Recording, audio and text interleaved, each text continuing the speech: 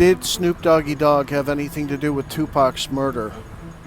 Well, only Snoop Doggy Dogg can really answer that question. But let's look at what we already know about this. There was a huge rivalry between Snoop and Tupac. We saw the rivalry countless times. One time in particular was the Roseanne Barr show. Now, Snoop and Tupac were supposed to perform together on that show. Snoop didn't show up at the rehearsal, and then Snoop also didn't show up at the performance.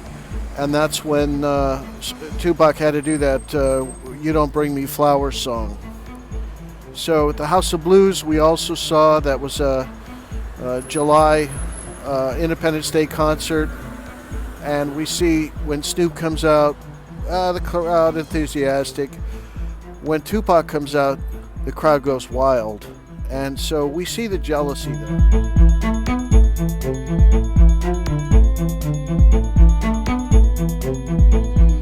There is a press conference that Snoop Doggy Dogg has for his album, and Tupac comes in right to the press conference, and he basically steals the show, steals all the thunder, because nobody then wants to talk to Snoop. They want to talk to Tupac. Tupac's recently out of prison, and they want to talk to Tupac. That infuriates Snoop Doggy Dogg.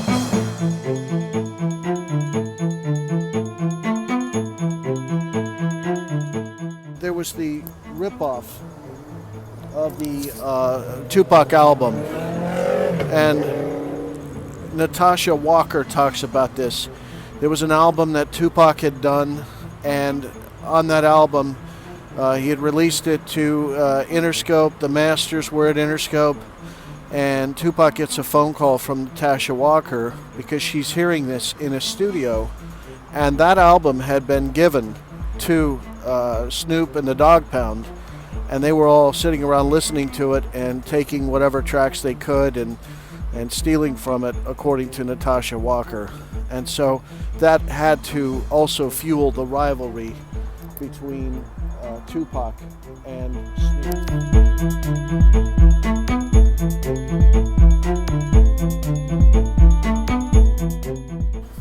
On September the 4th, 1996, we have the big altercation that goes on between Snoop and Tupac.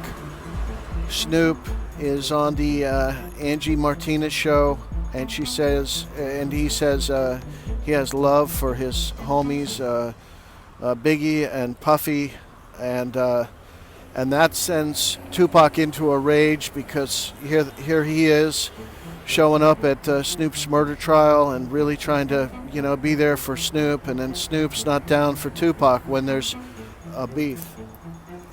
Then we have the plane ride, and Snoop is stripped of all of his bodyguards, and he gets on the plane, and he's got a knife and a fork in his hand, puts the blanket over his head. He's afraid they're going to do something to him. He's afraid they're going to kill him.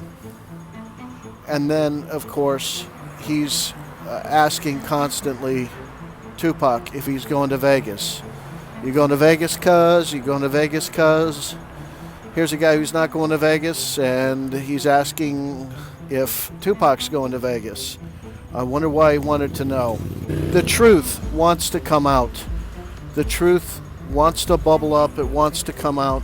And Daz was on a Vlad TV interview, and he said that they was trying to get him to go to Vegas, but Snoop was like, hold on, don't fuck this up.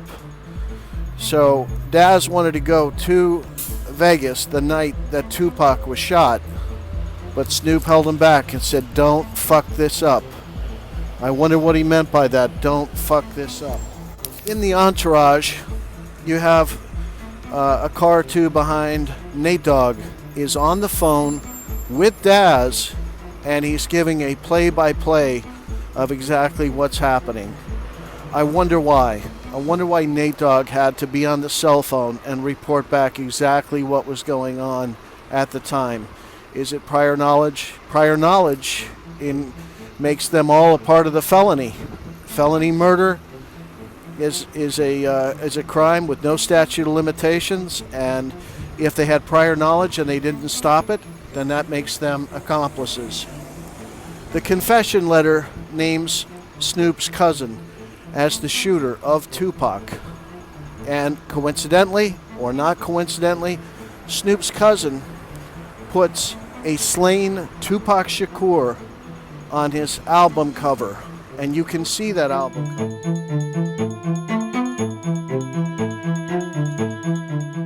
Tupac was expected to make a full recovery, and Snoop visits Tupac in the hospital, the only time he visits him, coincidentally or not coincidentally, on Friday the 13th. Kind of a strange day for somebody who Napoleon says sold his soul to the devil. And Tupac dies after that visit. Snoop releases the song Don't Get Pimp Slapped. It's a diss song to Suge. And in that song, he says, I bust on you out the new caddy and rolled up on you like Shaq Daddy. So is that a clue? Is Snoop trying to tell us something? Maybe he is. That song you can hear. I'll put a link to it in the notes on this. Snoop in 1998 is the one that tells the sheriffs that Suge is behind the murder of Tupac. Now, if Snoop is a Crip and Crips can't snitch, then that means he must be throwing them off the track. Why would Snoop do that? Maybe he's trying to take the heat off of himself. And that sends investigators for a long time down the wrong path, investigating Suge for the murder of Tupac. Snoop's bodyguard is LAPD officer Kevin Gaines, and he is on special assignment in Las Vegas the night Tupac is shot. And he's not only on special assignment the night Tupac is shot, he's also on special assignment from 2 days before the shooting until 2 days after Tupac passes. Snoop was trying to set up, in late 1995, Snoop was trying to set up his own record label with Warner's. And he was trying to leave Death Row Records. It's actually a betrayal of Death Row Records, even though they were paying his legal bills. Sharitha Knight is Snoop's manager, and the Patton brothers implicate Sharitha in the plot to kill Tupac and Suge. And, it's notable that Officer Kevin Gaines is dating Sharitha Knight at the time. And if something would have happened to Suge, Sharitha would have inherited all of the shares, 100% shareholder of Death Row Records. That would have put Snoop in a very good position if his manager, who is now in control of Death Row Records once Suge and Tupac are out of the way. Snoop wears a pentagram to the induction of Tupac into the Rock and Roll Hall of Fame.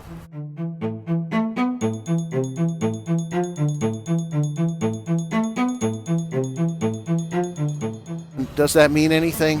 I mean, you have the Napoleon thing where he talks about Snoop having sold his soul to the devil, and we don't know that that's true or not true. It's Napoleon saying it, but wearing pentagrams to an induction, that's pretty crazy.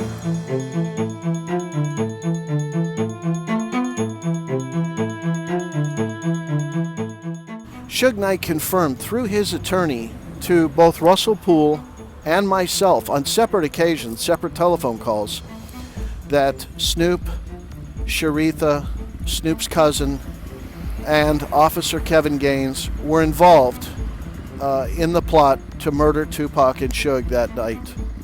And if you look at the Death Row website, when Suge was going to get out, you can get confirmation that he believed that because he has the All Dogs Run and Hide on the website.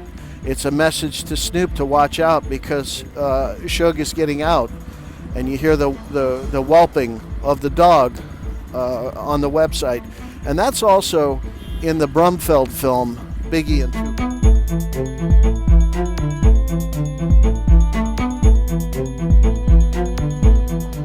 Snoop is very tight with the police.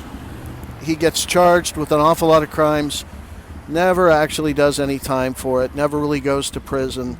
And then you see him recently with Police Chief Charlie Beck standing side by side in solidarity. And Snoop always rolls with off-duty police as his security. So here's a few of the reasons that it's very, very possible that Snoop was involved in the murder of Tupac Shakur. Do we know for sure? No. But Snoop, I would just say this. You've been in the shadow of Tupac Shakur ever since the beginning, and now you're still in his shadow. Why don't you come clean and tell us everything you know about the murders of Tupac and Biggie? Snoop, it'd be the right thing to do. Man up, brother.